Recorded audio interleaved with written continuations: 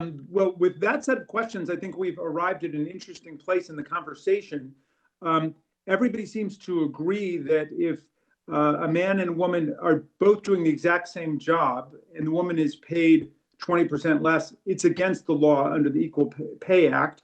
And there are cases like that all the time.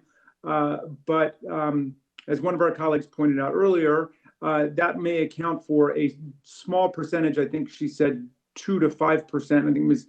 May said 2 to 5% of the wage gap. So really, when we talk about these dramatic differences in what women and men make, it has to do with structural inequality within the workforce. And Mr. Grothman has just offered the theory in that last colloquy that this is all about the choices that women make, the flexibility that women want to have, the fulfillment choices they're making.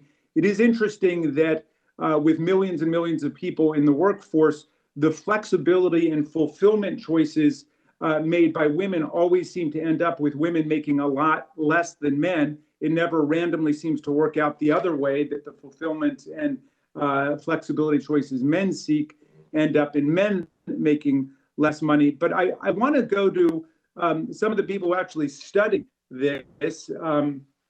And I'd like to ask Dr. Mason this question.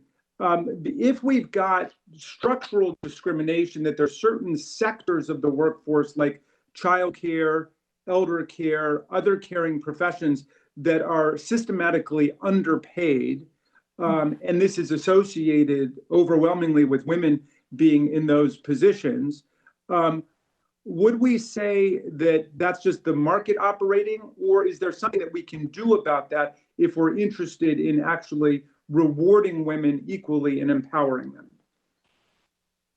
So one of the things I want to say is that if we were really truly talking about a market operating the way that it should, then care workers, elder care workers would be making much, much more.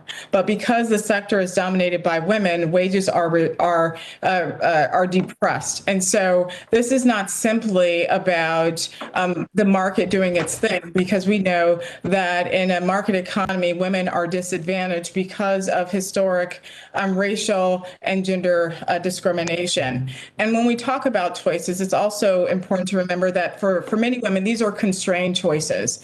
These are not choices with the full range of options. Women perform 30% more care work compared to their male counterparts. So when you talk about overtime and you talk about women making choice to have more flexibility, what we have to understand, for many women, it's really not a choice. And when we factor in women's unpaid labor, we're talking about billions of dollars each year that disappears, into the economy because women are not being compensated or losing out. I wanted to follow up by going to Agent Pooh on the same question. You pointed out that when the National Labor Relations Act was passed back in the 1930s, that domestic workers were specifically excluded from the ability to organize under the Wagner Act, just as farm workers were also roped off. And there were clearly both racial and gender dimensions to those decisions by Congress. To what extent did those legislative decisions end up affecting or depressing the wages and benefits that were earned by, in this case, domestic workers over the succeeding 8 or 9 decades? Does that explain is that one of the reasons why domestic work is so poorly compensated today?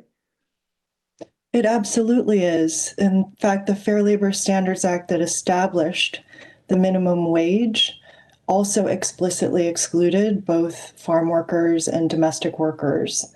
And those exclusions set the tone for the treatment of domestic work and care work in our law and policy for generations since. So what legislative changes are you fighting for now? We are currently fighting for a domestic worker bill of rights at the federal level, legislation that is sponsored by Congresswoman Pramila Jayapal and will be reintroduced in May.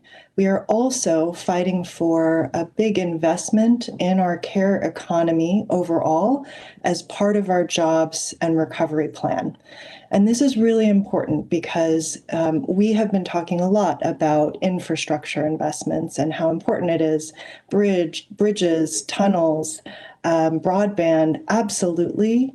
And I would argue that caregiving, childcare, paid leave, home and community-based services for the elderly and people with disabilities, and the workforce that supports those essential needs on the part of working families are essential infrastructure in order to enable our economic recovery and our ability to get back to work. Care jobs are job-enabling jobs. They are Well, it job sounds to me jobs. like the equal pay agenda you're describing is also a family values agenda because it's an investment in the workforce that cares for our families. My time is up, and thank you for your indulgence, Madam Chair. I yield back to you. Gentleman yields back. The gentleman from Illinois.